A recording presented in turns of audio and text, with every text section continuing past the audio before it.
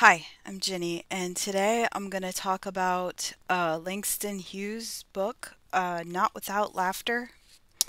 This book was a semi-autobiographical novel about kind of about his boyhood, but he was trying to show how life was for Black people in the Midwest post the Civil War. The book is set in um, like the early 1900s. I think like maybe like during the Depression or right after the Depression. Um, it was released. He published it in 1930. But Langston Hughes, I think first we can talk about who he was. He was a great American author and poet. He was one of the Harlem Renaissance authors. And then he was also an expat in Paris about the same time when Hemingway and Fitzgerald and Henry Miller were all the expat authors. So he was one of the expats too. Um, he he was born in Joplin, Missouri, and his dad was went to law school, but he wasn't allowed to get his license to practice law because in Missouri at that time, uh, black people weren't allowed to get their license to practice law. So his dad moved their family to Mexico so that he could practice law.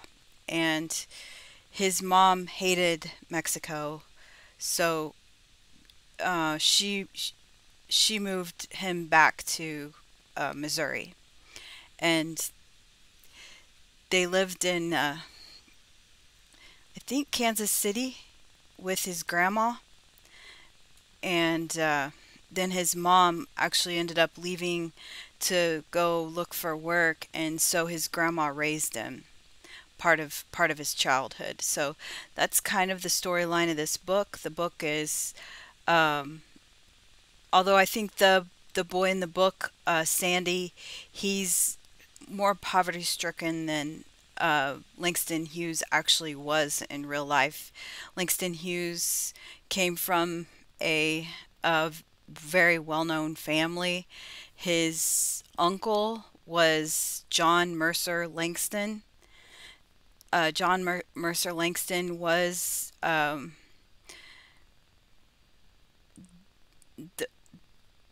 I think he was the first African American congressman. He was a congressman of Virginia, and he did so much in his life. He accomplished so much for uh, law, and he was he he was active during the Civil War. He recruited African Americans to fight for the Union Army. He he was appointed as a member of the Board of Health of Washington D.C. by President Ulysses S. Grant after the Civil War, and he was also the dean of Howard University Law School in 1868. Uh, and then um, there's actually a university that was founded after him um, in Langston, Oklahoma. It's called Langston University, and it's the only historically black university in Oklahoma. So Langston Hughes was from a family that was not really the norm, but he really wanted to bring attention to the hardships and struggles that African Americans had, post Civil War. They were basically in his writings. He made it. He illustrated that although black people had been emancipated from slavery, they were still being um, handicapped by Jim Crow laws, segregation, and they couldn't get just some of there were some jobs that they weren't allowed to work, and actually a lot of jobs. And even though they would try to get ahead, a lot of times, like there's a story in the book about a guy who got a really nice car, and he ended up getting attacked, and he defended himself, and so he ended up having to go on the run as a fugitive because the white people were after him because they said that he attacked the white guy. But um, yeah, so there's a lot of injustices in this book. He also goes pretty in depth into the culture and the uh, the depth of the goodness and kindness and understanding that his grandmother had.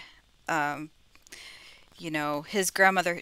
So in the book, he calls her Aunt Hager. Her, but she's really his grandma. In the book, his mom's name is Angelica, and his dad's name is, they call him Jim Boy. And Jim Boy uh, had a job, and he was doing really good, but the white people pushed him out of his job because they said that he wasn't allowed to work that job. So he would try and try and try and get jobs, but he just kept getting pushed out of the jobs that he wanted to work. So he ended up leaving, and he disappeared. He would write letters, but then his mom got sick, and she ended up having to move away to look for work. So his mom moved to Chicago, and his grandma, Aunt Hager, raised him. And he lived with her until she died. She died in the book, and then he moved in with um, his aunt Tempe. His aunt Tempe was a proper, very proper. She was really into trying to prove herself to to to the to white people and trying to get white people to accept her. And she had a lot of faith that after World War II, because the so many black soldiers were fighting in World War II, that they would be accepted and loved after World War II. And in reality, there was still segregation and hardship after World War II when they came back from fighting.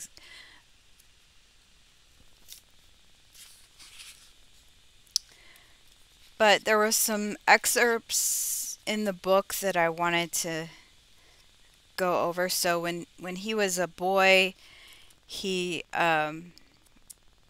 he went to school, and his grandma sometimes was very poor. And there was one part in the book where he had to wear her shoes, and it was winter, and he had to wear his grandma's shoes. So his mom had to, when he was little, before she left for Chicago to go work in Chicago, she worked for a white woman, and she worked for a white family, and she was their cook, and she cleaned their house, and she helped take care of their kids. And they treated her like dirt. They just always ordered her around, and she also took care of um, the woman's father, and he was, really sick, and they yelled at her for everything, and she would have her son Sandy come and help her at night to clean up after dinner so she could go home and go to bed. They would they would eat the leftovers from the dinner table. So her son would come over after dinner to help clean up, um, and then she would serve him the leftovers from the dinner table to eat for dinner, and then she would bring some home for everyone else. Um, and there's this one part where his grandma's telling him, because he also has an Aunt Harriet, and Aunt Harriet hates white people, which I mean understandable, but um, his grandma, I thought this was really just showed just a giant spirit in the midst of all of her hardships. She had been a slave as a young person, actually into until she was middle aged, and then she was emancipated, and so she still didn't hate anyone. And she said, I don't want to misread the language in the book, so I'm just going to read it as well as I can. But it says, white people may mistreat you and hate you, but when you hate them back, you're the one that's hurt, because hate makes your heart ugly. That's all it does. It closes up the sweet door of life and makes everything small and mean and dirty. Honey, there's no room in the world for hate. White folks hate black, and black hate white. There ain't no room in this world for nothing but love, Sandy. That's all there's room for, nothing but love. And that just, anyone who went through what this woman went through and still didn't hate, and she had this message that she passed on to her grandson in the midst of the struggles of her own children who had to move away to look for work, um, and had to leave her to raise her grandson with nothing. Um, and she still made sure he got a good education, and she kept him from getting and uh, into bad influences and things like that. Um, she it just shows what a giant spirit um, this lady had, and I don't, and that's probably modeled after his real grandmother, but um, and then there's another part, and it's a um, experience that he had when he was a kid, or it when the character Sandy had as a child. There in the newspaper, they had a newspaper in town called the Daily Leader, and they the newspaper had coupons for a free Children's Day party at uh, at a fair that had all kinds of games like merry-go-round, shoot the shots, Ferris wheel, and and so all the kids in their neighborhood were clipping coupons to go to the fair.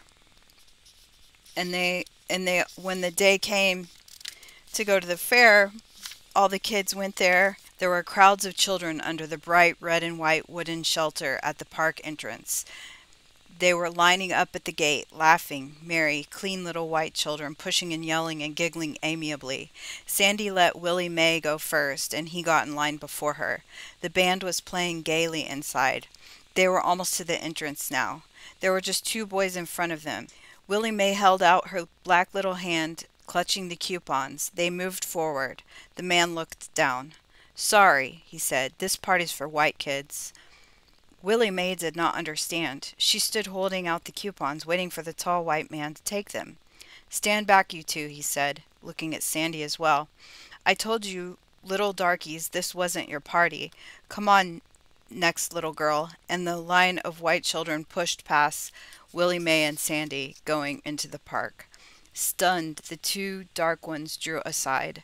Then they noticed a group of a dozen or more colored youngsters standing apart in the sun, just without the bright entrance pavilion, and among them was Sadie Butler, Sandy's classmate. 3 or 4 of the colored children were crying, but most of them looked sullen and angry, and some of them had turned to go home. So that was probably a common experience back then, because of segregation and racism. And then, so Sandy got a job at a barber shop, Shining Shoes, when he was a teenager. So he was going to school and then going and Shining Shoes. And then when he was older, he got a job at a hotel cleaning spittoons. And and then when he was, so his grandmother passed away, and when he then his aunt Tempe took him to live at her house, and she was really strict, and she made him, study. She made him read, and she wouldn't let him hang out with people. She would not let him hang out with girls. And there's this one kind of funny part. He had a crush on this girl at school, and his aunt said, "You cannot hang around with her. She's bad news. You know, you have to you have to be you have to go to college. You have to make something of yourself. You can't get stuck with the girl." And so he minded her, but then one day after school, he was going to work, and he couldn't focus on work, so he left work and went to her house. And he knocked on her door because worked. Her mom was always working, so her mom wasn't there. And he knocked on her door, and she answered the door, and his friend was sitting on the couch in the house. So his friend was dating her, and then his friend left. So he came in for a minute and pretended like he was just going to ask about homework, and then his friend left with him, and his friend was like, um, just talking about her. But so that's when his aunt Tempe sent him to Chicago to live with his mom, because she was afraid that he was going to get, I think she was, it doesn't specifically say, but I think what it meant was she was afraid he was going to get a girl pregnant and get stuck. So he went to Chicago because they wanted him to go to college. And but his mom in Chicago was really tired, and she really needed him to help her. And so she kind of told him that he needed to take a break from school and just work and help pay the bills. Um, but this now I'm going back and forward in time, but this is when he was in high school. It's called The Doors of Life. During Sandy's second year at high school, Tempe was busy sewing for the local Red Cross and organizing Liberty Bond clubs among the colored population of Stanton. She earnestly believed that the world would really become safe for democracy, even in America. When the war ended, that colored folks would no longer be snubbed in private and discriminated against in public. And so that's kind of a statement about Tempe. Sandy, he read a lot. And here's one where he's thinking and says, Sandy wondered if Booker T. Washington had been like Tempe's friends, or if Dr. Du Bois was a snob just because he was a college man. He wondered if those two men had a good time being great. Booker T was dead, but he had left a living school in the South. Maybe he could teach in the South too, Sandy thought, if he ever learned enough. Did colored folks need to know the things he was studying in books now? Did French and Latin and Shakespeare make people wise and happy? Jap Logan never went beyond 7th grade and he was happy, and Jim Boy never attended school much either. Maybe school didn't matter. Yet, to get a good job, you had to be smart and white, too. That was the trouble. You had to be white. But I want to learn, thought Sandy as he lay awake in the dark after he had gone to bed at night. I want to go to college. I want to go to Europe and study, work, and make ready, and maybe all your chance will come, it said under the picture of Lincoln on the calendar given away by the First National Bank, where Earl, his white friend, already had a job promised when he came out of school. It was not nearly so difficult for white boys. They could work at anything, in stores, on newspapers, in offices. They could become president of the United States if they were ever clever enough. But a colored boy?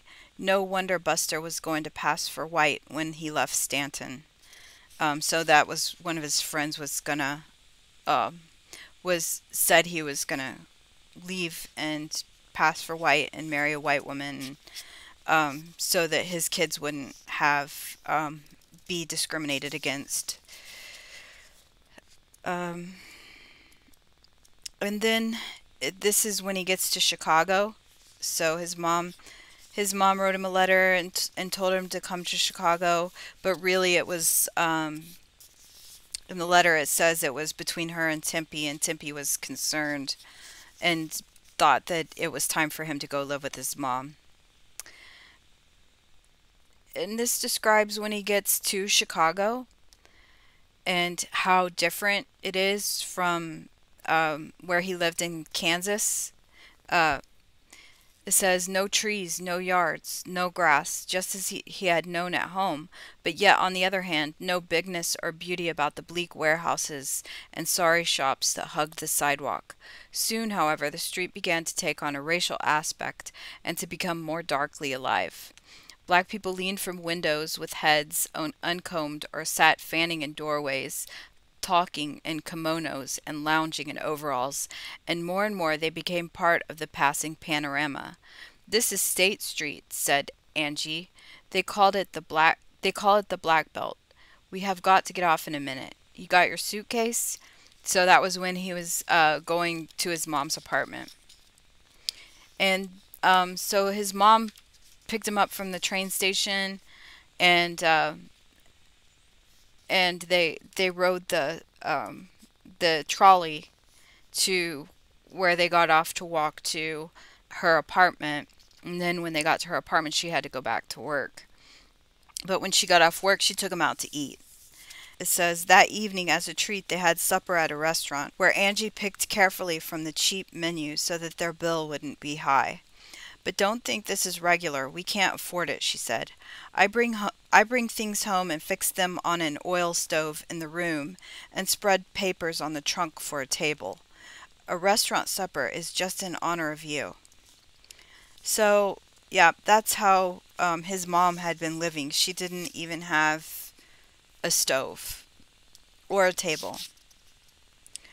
And so that's why she hadn't sent for him earlier, because she couldn't afford barely to feed herself. Then they go to the club where his aunt works. So his aunt Harriet, she became a showgirl. So she was a singer. She kind of worked her way up from working the nightlife, and his grandmother always hated it. But she actually became pretty well off from doing shows, and they went to see his aunt Harriet at the club that she worked at, and this is one of the things that he thought when they were going, and that this is the mind. I mean, just how the mind of Langston Hughes. He was so artistic. It's called Band of Dancers, and I think it's one of his poems, and he just kind of put it in the book. It says, clowns, jazzers, band of dancers.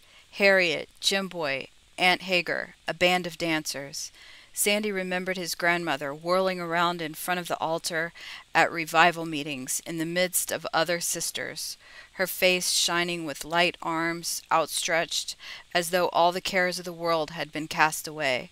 Harriet in the backyard under the apple tree, rocking in the summer evenings to the tunes of guitar, Jim Boy singing. But was that why black people were so poor? Because they were dancers, jazzers, clowns? The other way around would be better. Dancers because of their poverty, singers because they suffered, laughing all the time because they must forget. It's more like that, thought Sandy. A band of dancers, black dancers, captured in a white world. Dancers of the spirit, too. Each black dreamer a captured dancer of the spirit. Aunt Hagar's dreams for Sandy dancing far beyond the limitations of their poverty, of their humble station in life, of their dark skins. And that's just so beautiful uh, and poignant of a poem and excerpt of the book. Um, but then, so when they're visiting his Aunt Harriet, this it's the end of the book, and his aunt is talking to his mom, and his mom's like, I really need him to quit work and help me for a while, or I need him to quit school and help me for a while. And Aunt Harriet scolds his mom, and she says, um, running an elevator for $14 a week and losing your education? Good Lord, Angie, you ought to be ashamed wanting him to keep that up. This boy's got to get ahead. All of us are far all of us are too far back in this white man's country to let any brains go to waste. Don't you realize that?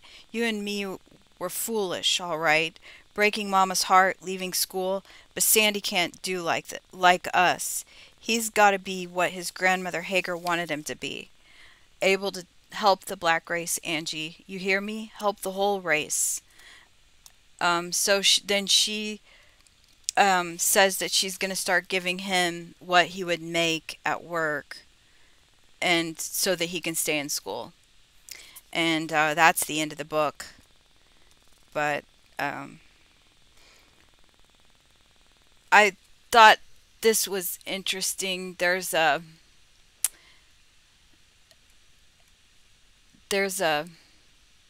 review, the New York Times, August 3, 1930, after the book was published. This was the review that they released about the book. It says, "Not Without Laughter is very slow, even tedious reading in its early chapters, but once it gains its momentum, it moves as swiftly as a jazz rhythm, its characters emerging ever more clearly and challenging as the novel proceeds, gives it rhythm.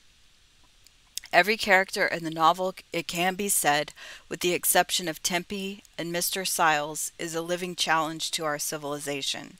A challenge that is all the more effective because it springs naturally out of its materials and is not superimposed upon them."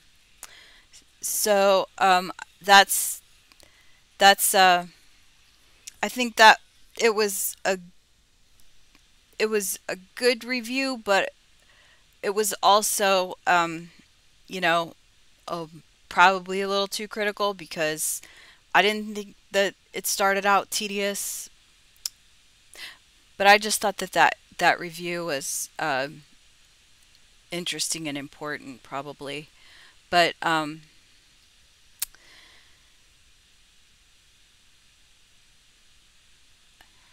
that's just that was the book that I read this week, and I just wanted to do a quick review of it. Thank you for listening.